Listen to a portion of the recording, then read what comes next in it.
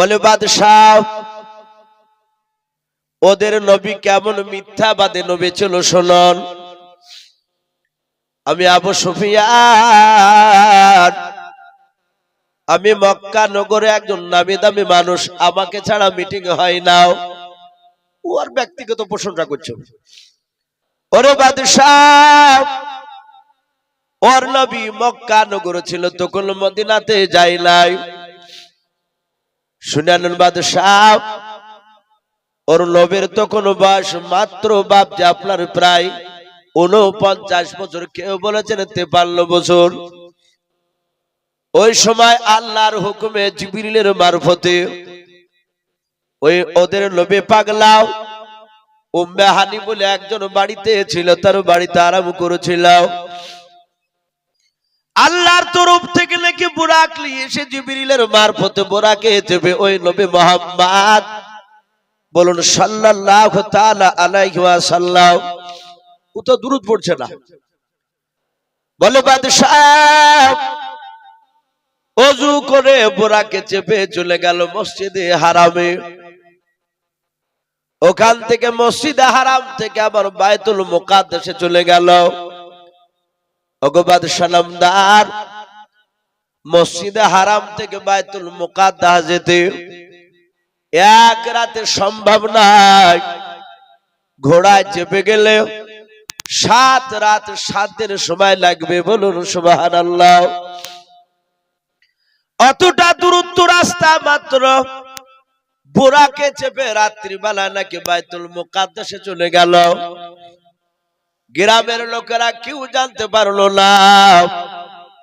ওই বায়তুল মুকাদ্দাসে নাকি বুরাকটা দরজার গুড়িতে বেঁধে রেখে আল্লাহর সিঁড়িতে, বাপ যে সিঁড়িতে আপনার চেপে রফরাফ নামক সিঁড়িতে চেপে চলে গেল। সপ্তম আকাশমান পাড়ি দিয়ে সিদরাতুল মুনতাহা চলে যাওয়ার পর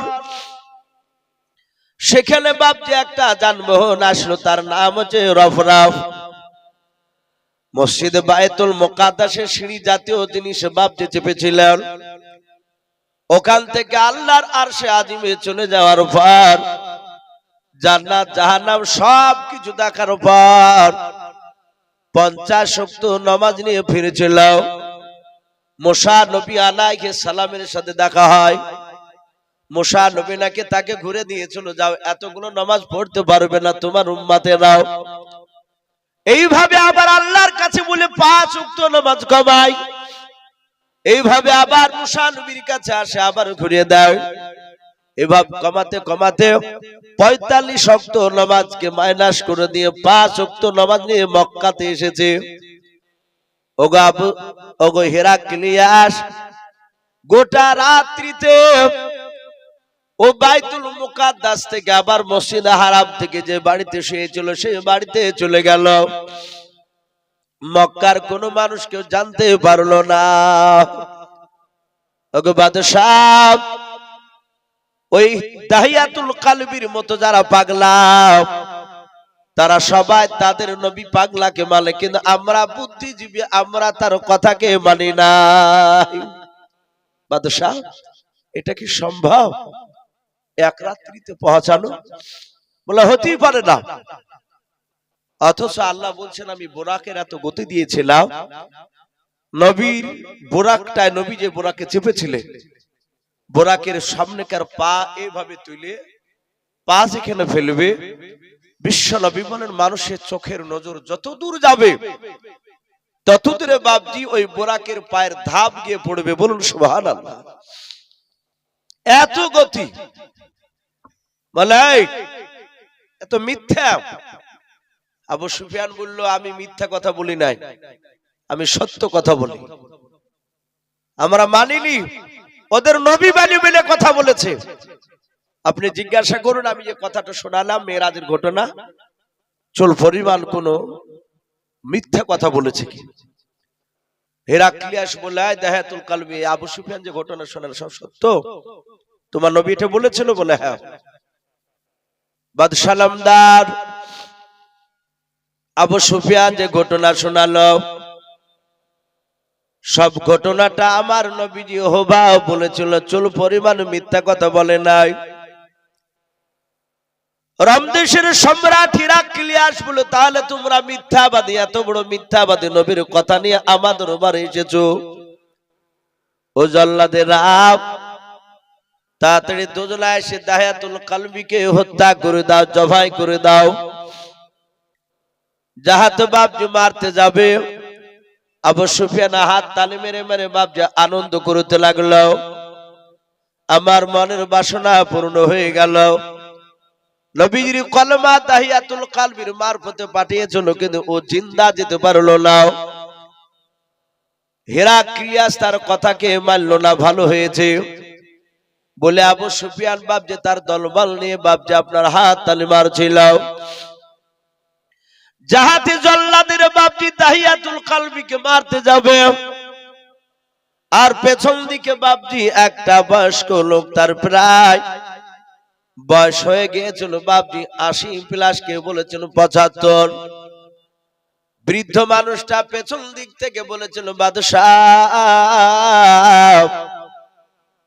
ওই আবু সুফিয়ান যে কথাটা বললো, এই কথাটা মেরাজের ঘটনা বারাহাক সত্য, বলুন সুবহানাল্লাহ। এই বাদশাহ, আপনি ওকে মারবেন না।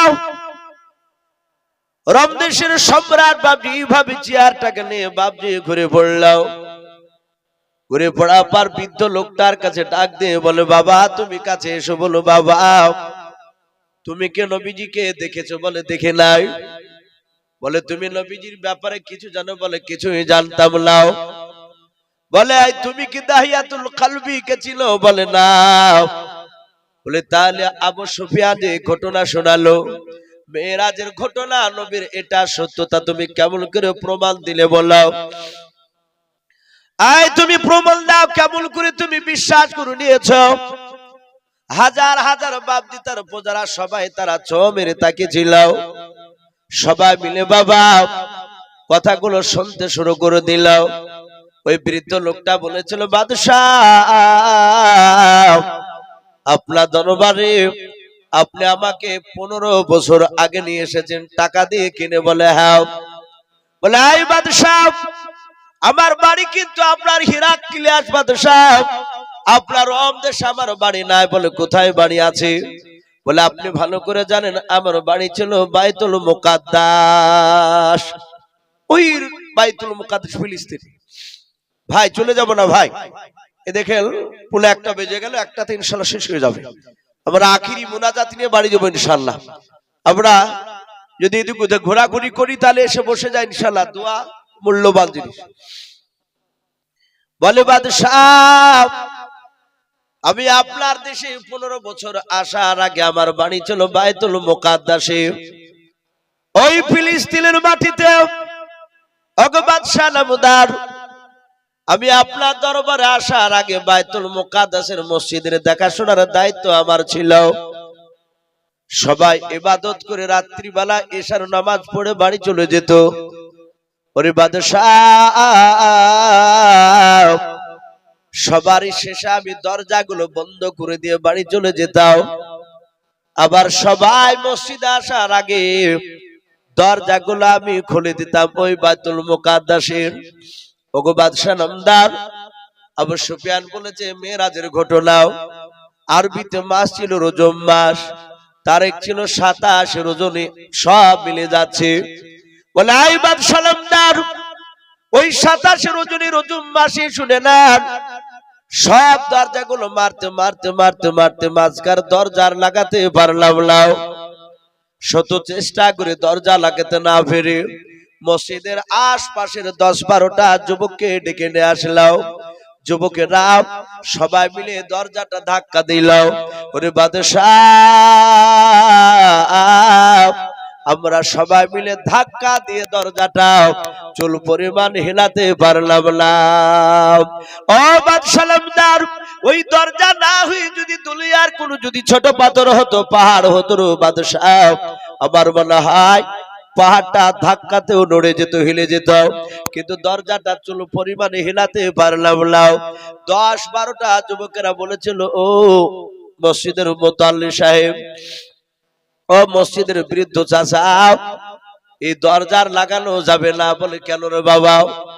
বলে আমাদের মনে হয় ছাদ মসজিদের দরজায় চাপা লেগে গিয়েছে, নিচে নেমে গিয়েছে।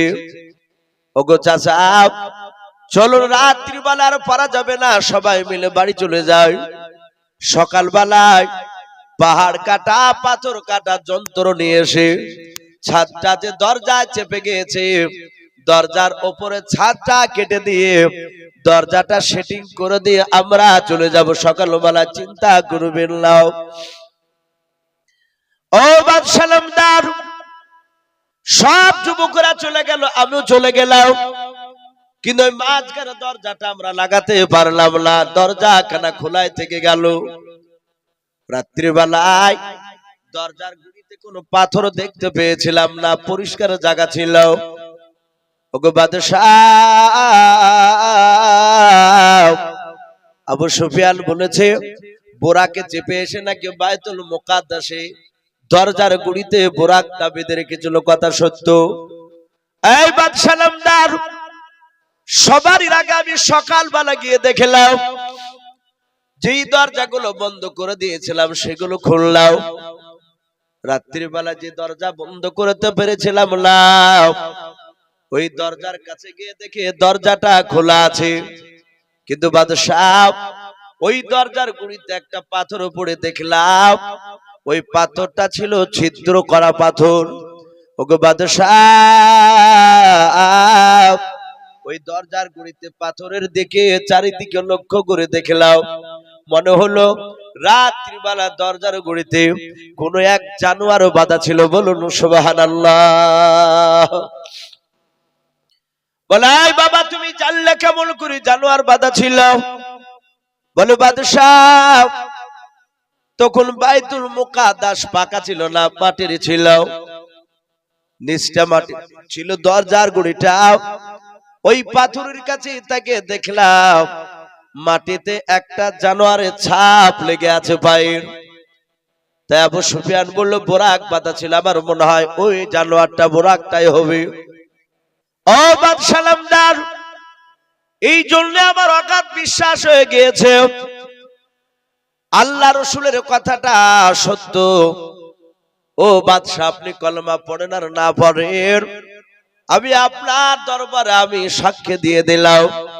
আমি দাহিয়াতুল কলবির হাতে হাত দিয়ে পড়তে লাগলাম কলমা লা ইলাহা ইল্লাল্লাহ। একটু মহব্বতের সবাই পড়ি লা ইলাহা ইলাহা ইল্লাল্লাহ, লা ইলাহা ইল্লাল্লাহ, লা ইলাহা ইলাহা ইল্লাল্লাহ মুহাম্মাদুর রাসূলুল্লাহ সাল্লাল্লাহু তাআলা আলাইহি ওয়াসাল্লাম পড়ে বাপজি তিনি মুসলমান হয়ে গেলেন। আবু সুফিয়ান দেখলো পুরো গাড়িটা উল্টে গেল। আমি যেভাবে বললাম বাদশা মিথ্যা ভেবে নিয়েছিল, কিন্তু এই বৃদ্ধ লোকটা এটা সত্য প্রমাণ করে দিল। আবু সুফিয়ানকে বলল, ভাই এটা মিথ্যা নয়, এই ঘটনা সত্য।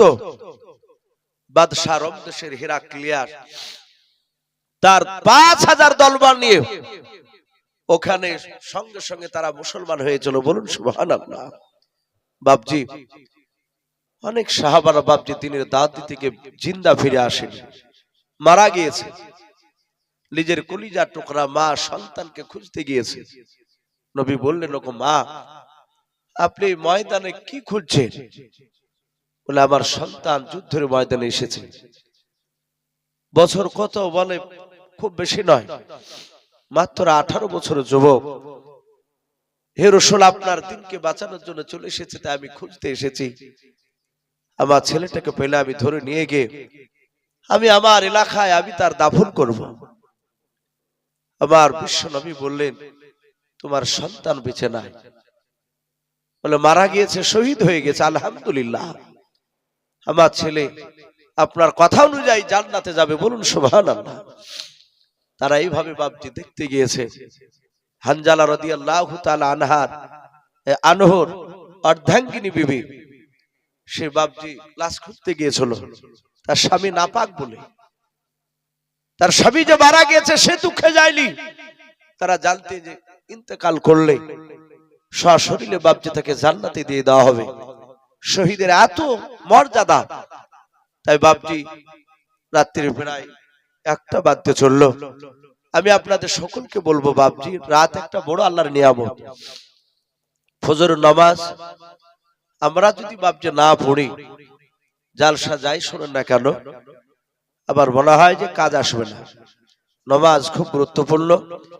নবীজি বলেছেন যে আপনার নামাজ হচ্ছে আমার চোখের শীতল। নামাজ বিহীন কোন মানুষ ইমানদার হতে পারে না। ভাই আমরা 5 ওয়াক্ত সকলে নামাজ পড়বো বলুন ইনশাআল্লাহ। আমরা হয়তো পড়ি নাই, তো নামাজ দেখলে বাপজি ভয় লাগে।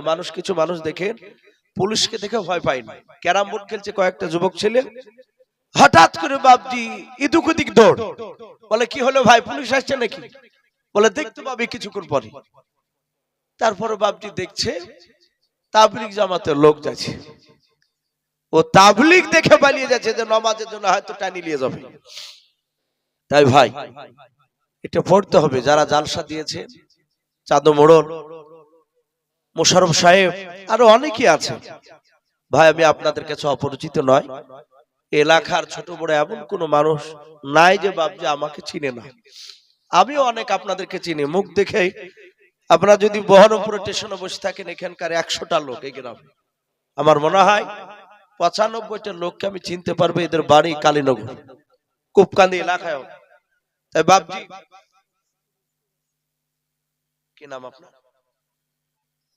লালটু শেখ।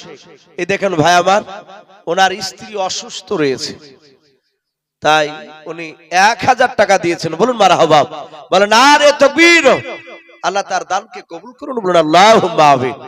তো ভাই যাই হোক, আমি বলছিলাম যে আমি 95টা লোককে চিনতে পারবো যে এটা ভগবানগুলার এলাকার মানুষ হবে। তো ভাই আপনারাও ভালোবাসেন আমাকে, আমিও খুব ভালোবাসি আপনাদেরকে। তো যাই হোক, দোয়া হবে। তার আগে বাপজি সকলে জানেন মসজিদের আদায়, যার শেষ ভালো তার সব ভালো।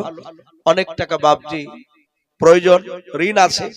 যদি শেষের বেলা বাপজি কেউ থাকে 500 200 100 করে। এ দেখেন আব্দুর রহমান, উনি 300 টাকা দিয়েছেন। বলুন মারহাবা। আল্লাহ তার 300 টাকা দানকে আল্লাহ কবুল করুন, আল্লাহুম্মা আমিন। ভাই 1000 করে যদি আমরা 2-5টা দিই ইনশাআল্লাহ হয়ে যাবে। জি এ দেখেন, এই বাপজির নাম কি? পাঞ্জাব আলী বাপজি আমার 1000 টাকার দাতা। বলুন মারহাবা, বলেন আরে তাকবীর। এই পাঞ্জাব আলী বাপজি আমার কোথায় যে ছিল, শেষের বেলা এসে দেখো 1000 টাকা দিলাও। 1000 টাকা বলে বলা করিও না হে না, নেকের খাতায় মোলা লিখিও গো মেলাও। যে আশাতে জালিয়াতি করিয়াছে দান, দানকে কবুল করো তুমি সুবহান। আরো দোয়া করি মোলা তাহারও জন্য দেও, সুখে শান্তি রেখো তুমি দুনিয়ার বুকে দেও। আর একজন বেনামিতে বাঁধা তোমার কোথায় যে ছিল, শেষের বেলা এসে দেখো 200 টাকা দিলাও।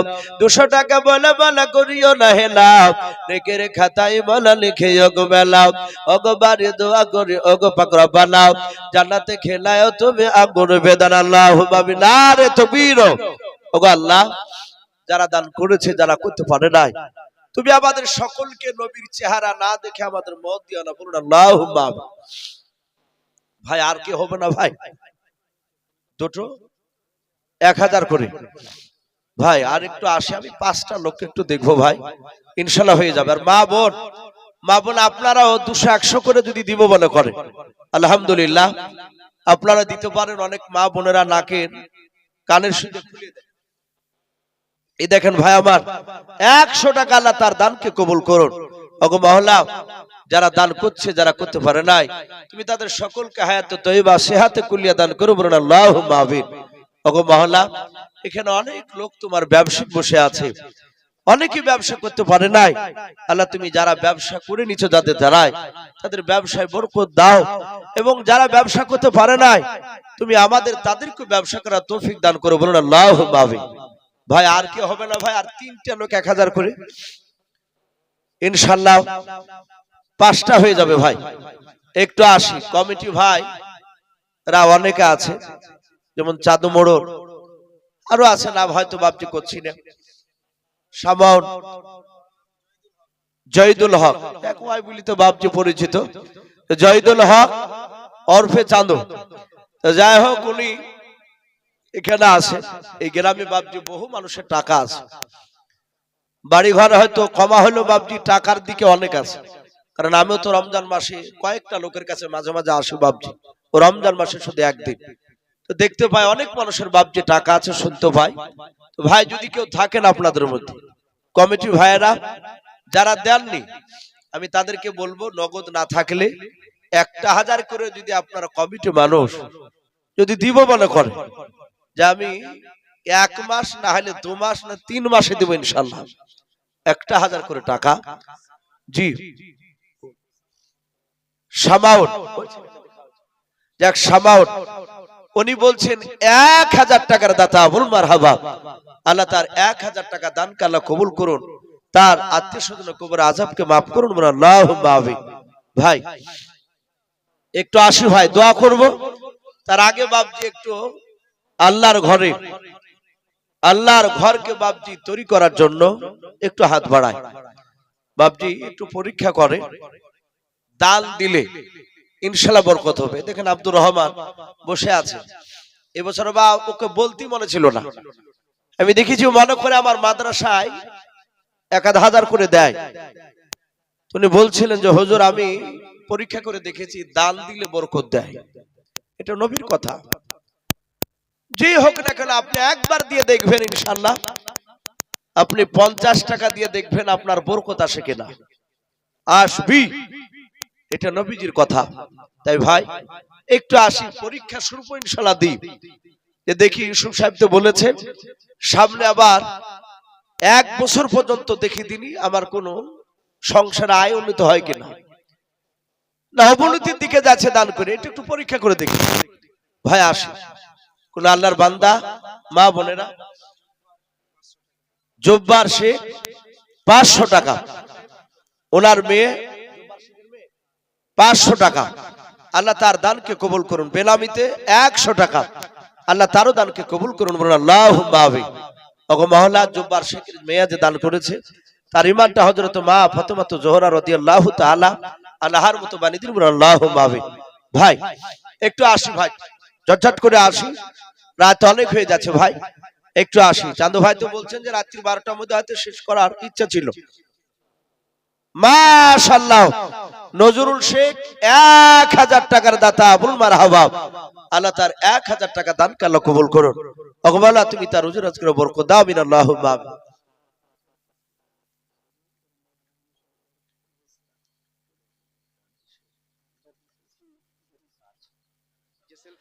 সুবহানাল্লাহ।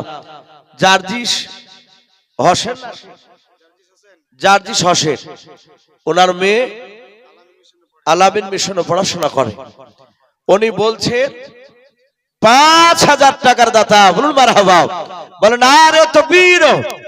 আল্লাহ রাব্বুল আলামিন তার 5000 টাকা দানকে কবুল করে নিয়ে ভাইজানের মেয়েকে দ্বীনের খাদিম হিসাবে আল্লাহ কবুল করে নেন, বলুন আল্লাহুম্মা আমিন। তাকে উচ্চ শিক্ষায় শিক্ষিতা দান করুন, বলুন আল্লাহুম্মা আমিন। বাপজি অনেক মেয়েরা ডাক্তার হলো, শুধু ওই মানুষের বাপ যে দাঁড়াদের দিকে নামাজ পড়ার কথা বললি যে খিদমত হয়, শুধু তা নয়, ডাক্তারি করে বাপজি মানুষের সেবা করা, এটা একটা সুযোগ বাপজি।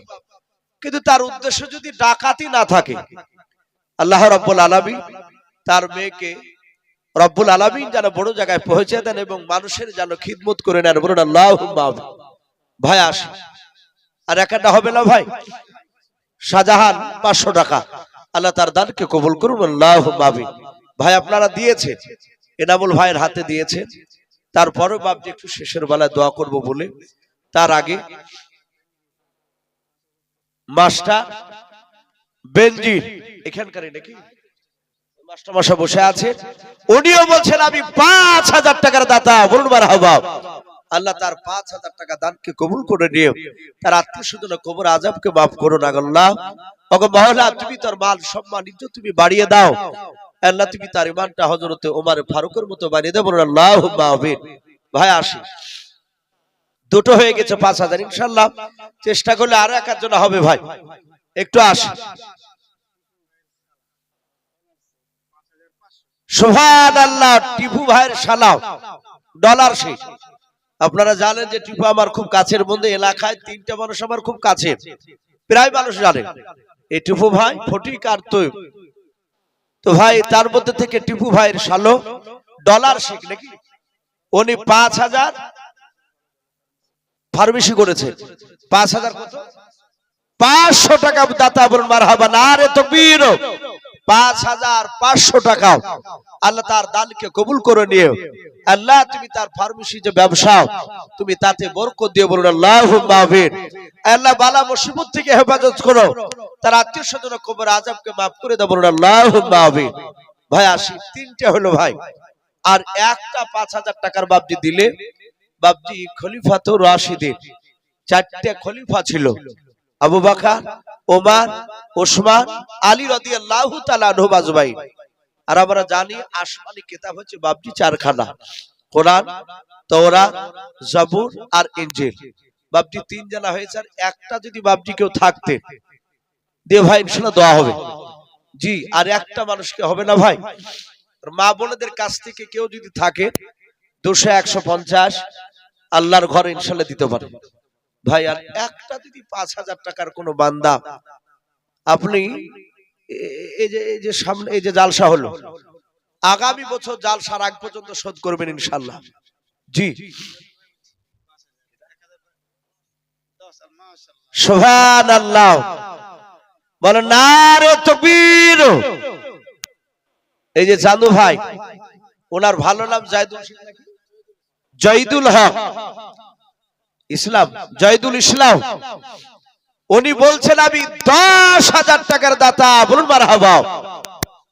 আল্লাহ তার 10,000 টাকার দানকে কবুল করে নিয়ে ওগো মাওলা তুমি তার আব্বাকে শিফায়ে কামিলা দান করো বলুন আল্লাহুম্মা আমিন। আল্লাহ তুমি সুস্থতা দান করো, যে ডাক্তারের হাতে ওষুধ খাচ্ছে মাওলা তুমি সেই ডাক্তারের হাতে তুমি যশ দান করো বলুন আল্লাহুম্মা আমিন। আল্লাহ ভালো না করলে পৃথিবীর কেউ ভালো করতে পারবে না।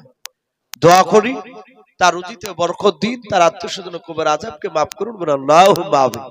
ভাই আলহামদুলিল্লাহ, যথেষ্ট আপনারা ভাঙা মজলিসে শেষের বেলায় যথেষ্ট বাবজি দানের হাত বাড়ালে। আকরাম মিম্বার উনি 1,000 টাকার দাতা বলুন মারহাবা। আল্লাহ তার 1,000 টাকা দানকে কবুল করুন, তার আত্মীয় স্বজন কবর আযাবকে maaf করুন বলুন আল্লাহুম্মা আমিন। আফরোজা বাবা, তার স্বামী বেঁচে নাই, ওনার স্বামীর নামে 1,000 টাকা নগদ দিয়েছে। আল্লাহ তার 1,000 টাকার বদলে তার স্বামীর কবর আযাবকে maaf করুন বলুন আল্লাহুম্মা আমিন। আফরোজা বাবার ইমানটা হযরত মা ফাতেমা জোহরা রাদিয়াল্লাহু তাআলা আনহার মতো বানিয়ে দিন বলুন আল্লাহুম্মা আমিন। ভাই বাবজি কমিটির এখনো মোটামুটি মানুষ কয়েকজন বাকি আছে ভাই। আকরাম সাহেব যে আপনার 1,000 টাকা ওয়াদা করেছিল নগদ দিয়ে দিলেন, আল্লাহ কবুল করুন। আর কেউ নাই ভাই? জি, আমরা জানি রাসূল বলেছেন গভীর যত রাত্রি হয় তো তা আল্লাহ প্রথম থেকে বাবজি দ্বিতীয় আসমানে নেমে আসে, এসে বলে বান্দা আমার কাছে চাও, দোয়া চাও, আমি আল্লাহ দেওয়ার জন্য নেমে এসেছি, আমি দিব। ইনশাআল্লাহ বাবজি দোয়া হবে, আল্লাহর কাছে আমরা চাইবো। এই দোয়ার আগে চাওয়ার আগে যদি আর কেউ থাকেন বাপ দোয়া কাজ না, ইনশাআল্লাহ একটু তাড়াতাড়ি নামটা বাপজি করতে পারে। দেখেন ভাই